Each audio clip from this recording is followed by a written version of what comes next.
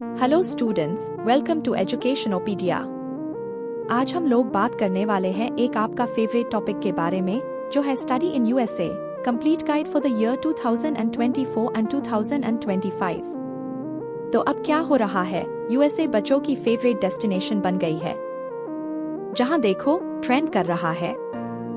हम कवर करेंगे best locations to study in USA, best courses to pursue, application process, post study work permit, ROI और बहुत सारी चीजें। तो चलिए स्टार्ट करते हैं वीडियो के साथ। सबसे पहली चीज जो हम डिस्कस करेंगे वो है वाई यूएसए।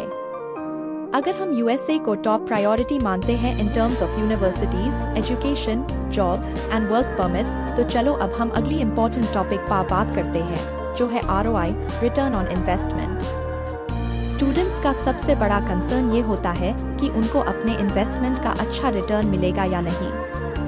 बहुत सारे स्टूडेंट्स ये सोचकर परेशान होते हैं कि वहाँ ट्यूशन फीस कितनी हाई है, लिविंग एक्सपेंसेस कितने ज्यादा है और क्या पढ़ाई के बाद हम अपने पैसे वापस कमा पाएंगे। सबसे पहली और इम्पोर्टेंट बात यह है कि पेशेंस रखना पड़ेगा। कोई भी चीज ट्यूरेंट नहीं मिलती। इट्स नॉट लाइक आपको डायरेक्ट रिजल्ट्स मिले। टाइम के साथ चीजें सेट हो जाती है। When you work, टाइम के साथ आपको पैसा इजीली रिटर्न हो जाता है, which is the amazing part about USA, क्योंकि वहाँ पे जॉब्स के अकॉर्डिंग सैलरीज pretty good होती है एंड वर्क आवर्स भी काफी कम होते हैं। सो रिटर्न ऑन इन्वेस्टमेंट तो डेफिनेटली मिल ही जाता है। बस थोड़ा पेशेंस रखो और हार्ड वर्क करते रहो। नेक्स्ट थिंग जो हम बात करेंगे वो है लोकेशंस। मैम, ऐसी कौन सी पर्टिकुलर लोकेशंस है जहां बेस्ट यूनिवर्सिटीज है? देखो, अगर हम पूरा यूएसए देखें तो वहां काफी सारी प्रोविंसेस है, काफी सारे स्टेट्स है और बहुत अच्छी सिटीज है जहां आप अप्लाई कर सकते हो। I can give you examples like जैसे कैलिफोर्निया है। अब कैलिफोर्निया की बेस्ट बात क्या है? वहां पे one of the best universities like Stanford University located है, which is again an amazing thing. Next, अगर आप सिटीज की बात करोगे तो जैसे बोस्टन में हार्वर्ड यूनिवर्सिटी है। हार्वर्ड यूनिवर्सिटी अगेन एक आईवी लीग यूनिवर्सिटी है, प्लस काफी फेमस यूनिवर्सिटी भी है, तो Boston is again a good choice for students. फिर बात करते हैं न्यूयॉर्क की। न्यूयॉर्क के अंदर कोलंबिया यूनिवर्सिटी लोकेटेड है। ऐसे ही करके और भी काफी सारी सिटीज है जो परफेक्ट है आपकी स्टडीज के लिए। अब नेक्स्ट हम डिस्कस करेंगे कोर्सेज के बारे में। मैम, हम कौन से कोर्सेज के लिए अप्लाई करें? देखो, अगर आप computer science, data science, engineering या मेडिकल फील्ड्स जैसे एमबीबीएस, डेंटिस्ट्री और अदर कोर्सेज के लिए अप्लाई करना चाहते हो तो USA is your top choice. क्योंकि यूएसए एक टेक हब है, तो जो भी टेक्निकल रिलेटेड कोर्सेज है उनके लिए ये बेस्ट है। प्लस मेडिकल के लिए भी ये बेस्ट है, क्योंकि मेडिकल का आरओआई अमेजिंग है, सैलरीज भी अमेजिंग है और डॉक्टर्स की पे और सैलरीज तो सुपर अमेजिंग है। आपको वहाँ पे ग्रीन कार्ड की बात हो या वर्क परमिट्स काफी इजीली मिल जाते हैं अगर आप इन कोर्सेज में अप्लाई करते हो। So next thing is, ma'am, application process क्या रहता है और हमें क्या क्या चीज अपने पास रेडी रखनी चाहिए? देखो, एप्लीकेशन प्रोसेस का सबसे इम्पोर्टेंट पॉइंट है टाइम से पहले स्टार्ट करना। बहुत बच्चे लास्ट मोमेंट तक वेट करते हैं, फिर उनको याद आता है कि डेडलाइन आ रही है और जल्दी में एप्लीकेशन फिल करता है। ये गलती हमें नहीं करनी चाहिए। हमेशा डेडलाइन से पहले अपनी सब चीज रेडी रखनी चाहिए। Pros of starting early, time काफी रहता है डॉक्यूमेंट्स कलेक्ट करने के लिए, मिस्टेक्स अवॉइड कर सकते हो और स्ट्रेस कम होता है। कॉन्स, पहले शुरू करने में आपको सब कुछ ऑर्गेनाइज करना पड़ता है, जो थोड़ा ओवरवेलमिंग हो सकता है। अब रेडी क्या रखना है? सबसे पहले अपनी स्कोर लिस्ट देख लो। उन्होंने क्या क्या मांगा है वो देखना जरूरी है, जैसे 10th की रिपोर्ट कार्ड, 12th की रिपोर्ट कार्ड और कॉलेज की बैचलर डिग्री की रिपोर्ट कार्ड।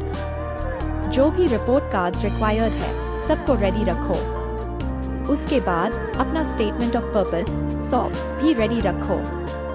बहुत लोग क्या करते हैं कि चैटजीपीटी या किसी ऐप से सॉप बनवा लेते हैं, लेकिन आप पहले से रेडी रखें। कुछ यूनिवर्सिटीज जीआरई, जीमैट, एसएटी या एक्ट जैसे स्कोर्स मांगती है, तो अन एग्जाम्स के मार्क शीट्स भी रेडी रखो। हर चीज आपकी टिप टू रेडी होनी चाहिए बिफोर द एप्लीकेशन प्रोसेस।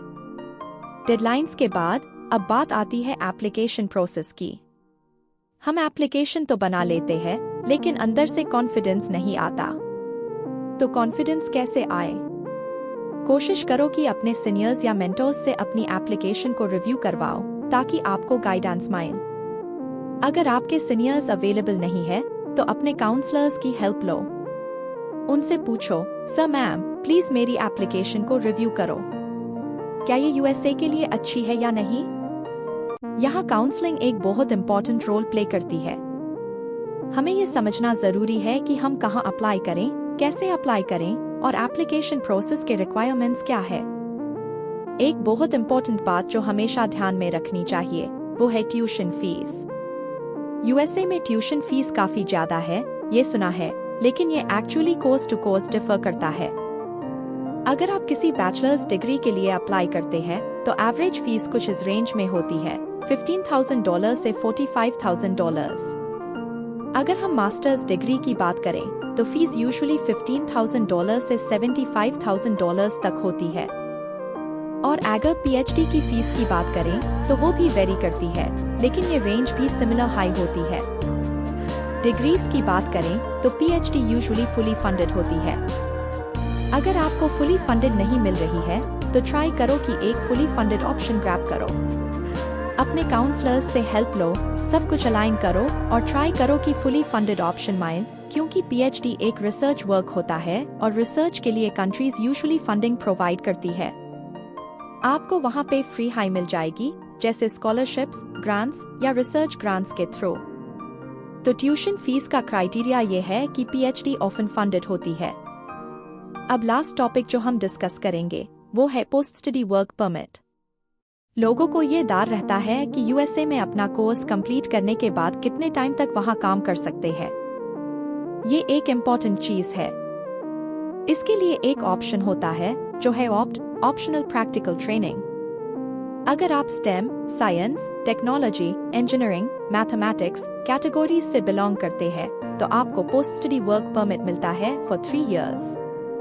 मतलब अपनी स्टडीज कंप्लीट करने के बाद आप यूएसए में 3 साल तक काम कर सकते हैं।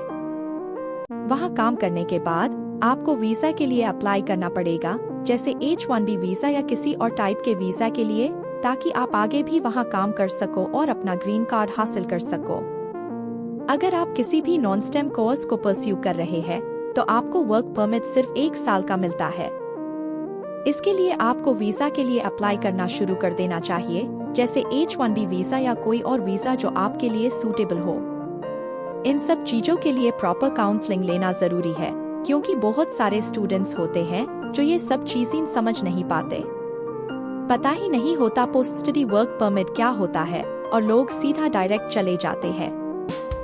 बहुत लोगों को ये नहीं पता होता कि प्रोसेस क्या है, फीस क्या है, शॉर्टलिस्ट कैसे करना है। इन सब चीज के लिए Educationopedia is here to help you. हमारे काउंसलर्स आपकी हर स्टेप में मदद के लिए रेडी है, एडमिशन से लेकर वर्क परमिट्स तक और सब कुछ।